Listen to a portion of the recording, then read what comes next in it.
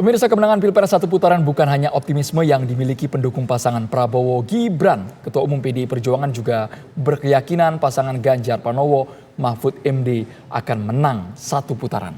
Bagi Megawati, pemirsa, tidak ada cerita bahwa PDIP bisa kalah di pemilu tahun 2024 ini. Lalu apa kiat-kiat dari partai pendukung Ganjar Mahfud MD untuk bisa menang satu putaran? Apakah pernyataan itu akan menemukan realitanya di lapangan atau justru merupakan harapan semata? Untuk membahasnya telah bergabung bersama kami ada Ketua DPP PDI Perjuangan yaitu ada Pak Nusirwan Sujono, kemudian ada juru bicara tim kampanye Prabowo Gibran, ada Bang Fahri Hamzah dan juga pakar politik yaitu ada Prof. Burhanuddin Muhtadi. Selamat sore Bapak-Bapak semua. Pertama saya ingin ke PDIP terlebih dahulu. Pak Nusirwan, apa kemudian upaya yang akan dilakukan koalisi parpol untuk mendukung Ganjar dan Mahfud ini benar-benar bisa satu putaran, menang satu putaran?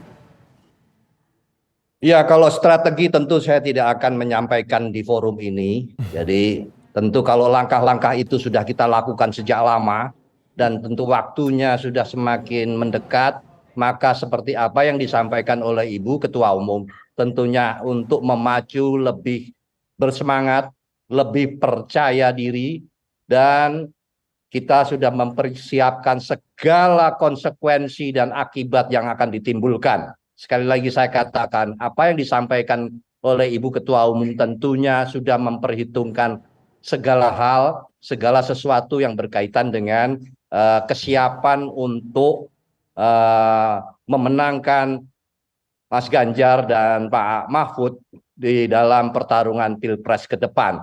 Dan apa yang akan dilakukan semua di darat kita sudah siapkan untuk seluruh Indonesia tanpa membeda-bedakan daerah manapun juga, karena ini memang merupakan tugas dan kewajiban kita sebagai kami koalisi yang sudah mengusung, yang sudah menetapkan calon pimpinan nasional, dan itu menjadi tanggung jawab partai tentunya, tanggung jawab kami yang mengusung, mempertanggungjawabkan personal, mempertanggungjawabkan tanggung jawab memimpin, sama seperti apa yang sudah kami lakukan pada pemilu-pemilu yang lalu, karena sebenarnya makna dari pencalonan yang dilakukan oleh partai politik itu adalah mempertanggungjawabkan kepemimpinannya kelak. Itulah menjadi hal yang paling substansial dari konstitusi yang memberikan kewenangan kepada partai politik untuk mengusung. Karena tidak hanya sekedar mengusung, tapi dia bertanggung jawab terhadap siapa yang diajukan. Dan kami sangat yakin bahwa Mas Ganjar dan Pak Mahfud mampu menjalankan tugas melanjutkan kepemimpinan Pak Jokowi, Kiai Haji Ma'ruf di ke depan nanti kelak. Baik Bang Nusirwan, PDIP memiliki keyakinan menang satu putaran, tapi pasangan Prabowo Gibran juga menggulirkan hal yang sama Bang Fahri Hamzah. Hitung-hitungannya bagaimana Bang? Mana yang lebih masuk akal? Karena selama ini kita masih meraba-raba, mana yang mungkin bisa terrealisasi satu putaran? Bang Fahri Hamzah. Kita kembali ke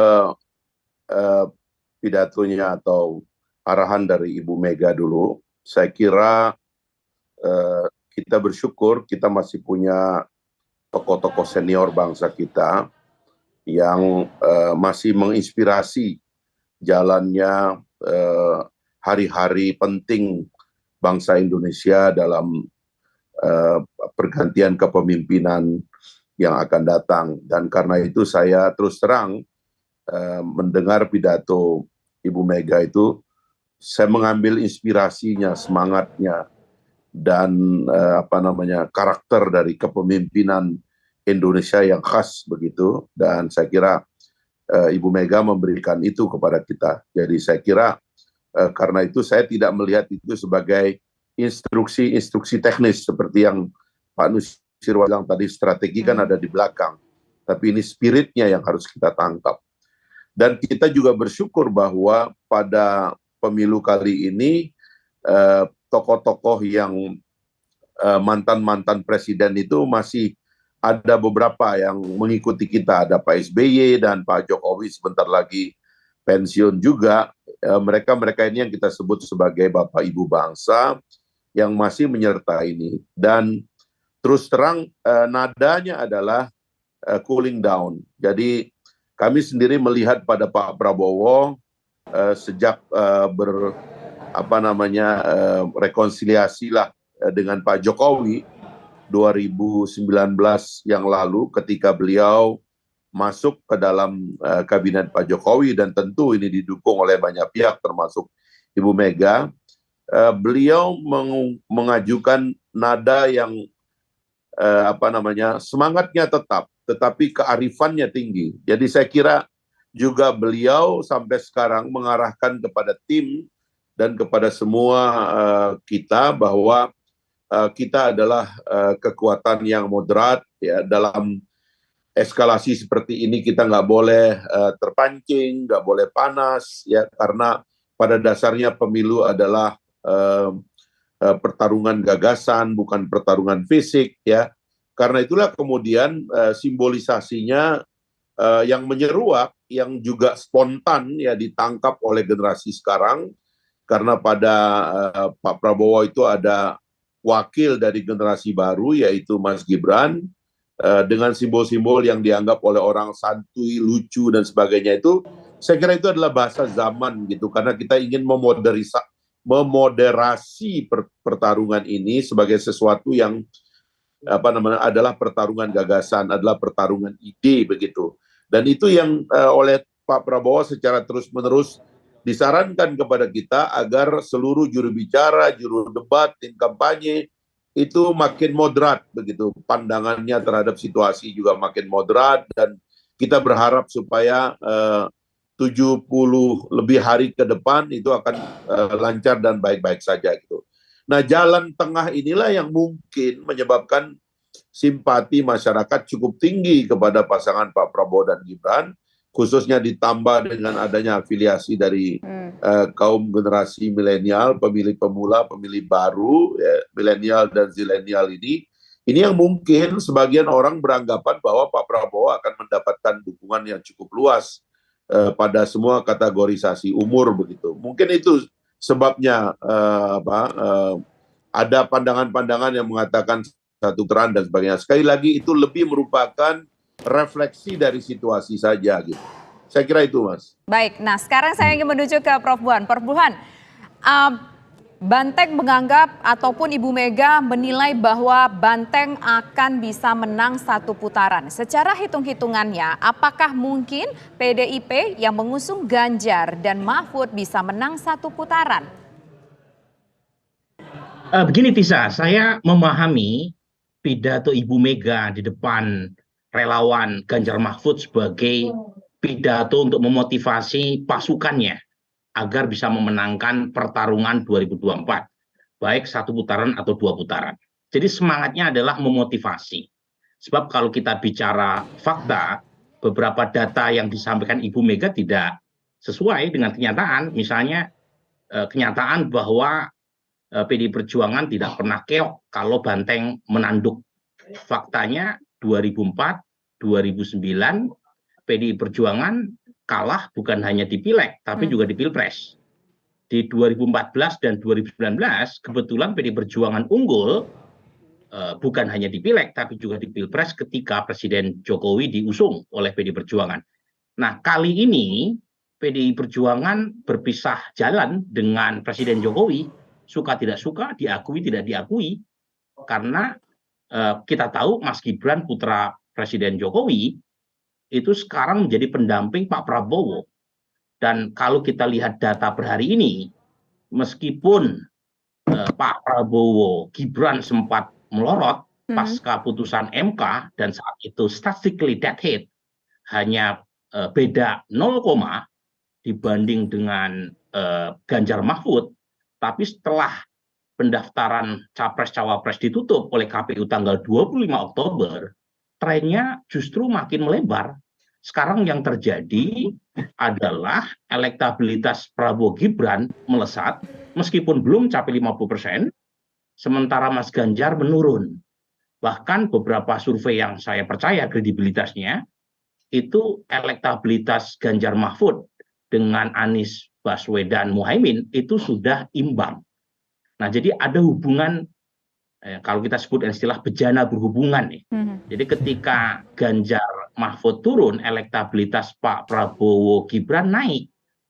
Nah, kalau kita lihat dari data, ternyata sumber kenaikannya adalah dari basis pendukung Pak Jokowi, non PDI Perjuangan, yang eksodus dari Mas Ganjar ke Prabowo Gibran, terutama pasca pendaftaran ditutup. Dan migrasi itu belum selesai. Data terakhir sudah mencapai angka 45%. Jadi migrasi dari basis pendukung Pak Jokowi yang sebelumnya memilih Mas Ganjar. Jadi pada titik itu sebenarnya Ganjar Mahfud jauh untuk mencapai satu putaran. Meskipun saya juga harus mengatakan Prabowo Gibran belum satu putaran. Yang bisa saya katakan hari ini adalah Prabowo Gibran kemungkinan lolos putaran kedua kalau gagal mengunci ke magic number 50% plus.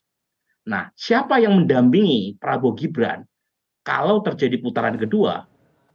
Kalau skema polanya itu belum berubah, di mana penurunan basis Pak Jokowi di Mas Ganjar belum selesai, dan diikuti oleh stabilitas dukungan terhadap Anies Muhaimin, kemungkinan yang mendampingi Pak Prabowo malah Anies Muhaimin. Jadi menurut saya ini penting nih, pidato Ibu Mega itu memotivasi itu sebenarnya. Memotivasi bahwa jalan menuju kemenangan 2024 tidak mudah. Jalannya terjal dan membutuhkan soliditas. Meskipun lagi-lagi Tisa ya, salah satu menurut saya ya, yang membuat Prabowo Gibran naik, terutama pasca pendaftaran ditutup adalah, tanda kutip ya, blunder dari sebagian taktik elit PDI Perjuangan yang memakai strategi ofensif. Jadi total football semacam ini justru memberi sinyal kepada basis Pak Jokowi bahwa Ganjar tidak lagi bersama Pak Jokowi. Jadi ada semacam ketidaktepatan ya, karena bagaimanapun Mas Ganjar awalnya adalah bagian dari Presiden Jokowi, putra mahkota Presiden Jokowi bahkan, karena yang membesarkan Mas Ganjar adalah awalnya Pak Jokowi. Tetapi ketika strategi attacking itu dipakai, itu malah memberi sinyal kepada basis Pak Jokowi bahwa Pak Jokowi tidak lagi bersama Mas Ganjar.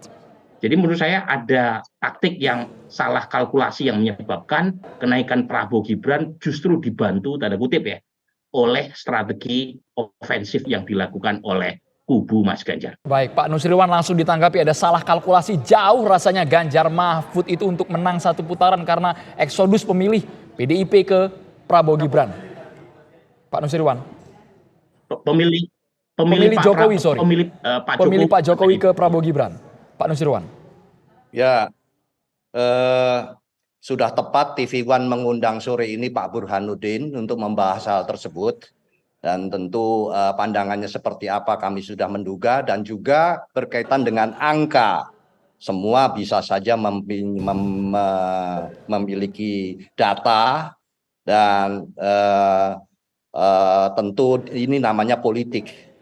Dan kami pun juga memiliki data, dan ini memang pertarungan yang agak berbeda dibandingkan 2014-2019, maka persepsi itu tentu akan sama-sama beradu untuk membuktikan kebenarannya atas langkah yang akan dilakukan. Tapi tentu kami pun juga memiliki data-data, dan juga pada saatnya kalau misalnya katakanlah mengacu kepada informasi yang disampaikan Pak Burhan itu benar, katakanlah demikian, tentu nanti pada waktunya akan ada penyadaran bahwa kami pun juga tidak memungkiri bahwa selama pemerintahan Pak Jokowi itu, ya karena itu juga yang mengusung adalah PDI Perjuangan, Mas, jangan lupa, bukan yang lain, dan itu juga memberikan keberhasilan kepada kemajuan bangsa ini, itu betul. Hanya saja nanti kelamaan akan disadari bahwa besok yang akan melanjutkan sudah bukan Pak Jokowi lagi. Jadi kita tidak mungkin memberikan sebuah jaminan adanya kesamaan prestasi, kesamaan karakter, kesamaan kerja antara sebelumnya dan katakanlah itu disebut penerusnya begitu, itu apakah sama? Nanti suatu waktu akan memberikan jawaban, memberikan bukti bahwa akhirnya penyadaran itu akan timbul eh, eh, pada saat yang sudah memberikan waktu yang tepat, penyadaran itu akan kembali. Katakanlah asumsinya bahwa apa yang disampaikan oleh Pak Burhan itu demikian benar, adanya eksodus, adanya migrasi, tentu karena itu asumsinya bahwa ada penerusnya begitu. Karena saya dengan anak saya saja tentu anak saya akan menyadari atau saya akan menyadari akan berbeda kapasitas, berbeda karakter, berbeda macam-macam. Dan ini semua kami sadari proses hal tersebut terjadi.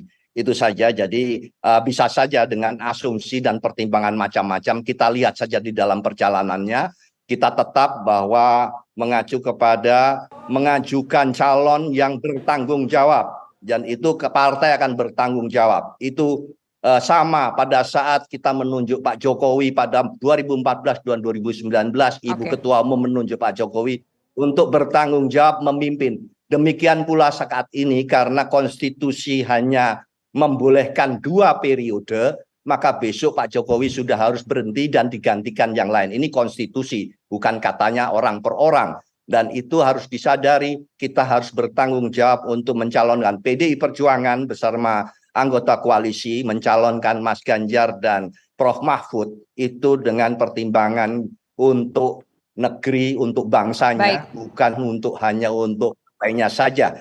Dan berkaitan dengan adanya perpindahan suara dan sebagainya, itu mungkin saja, tapi suatu ketika kelak penyadaran akan terjadi bahwa yang meneruskan, karena hanya terbatas 2 periode saja, yang meneruskan tentu tidak ada jaminan itu akan sama dengan apa yang sekarang terjadi. Itu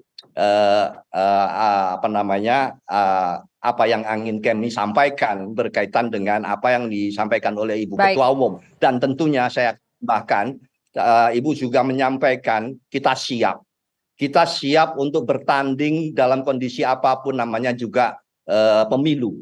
Tapi tentu kita menjalankan dengan jujur, dengan menjalankan sesuai dengan aturan. Kalau itu dilakukan dengan sesuai dengan koridor yang sesuai seperti mau berhadapan dengan masing-masing diukur sendiri kapasitasnya, tidak apa-apa.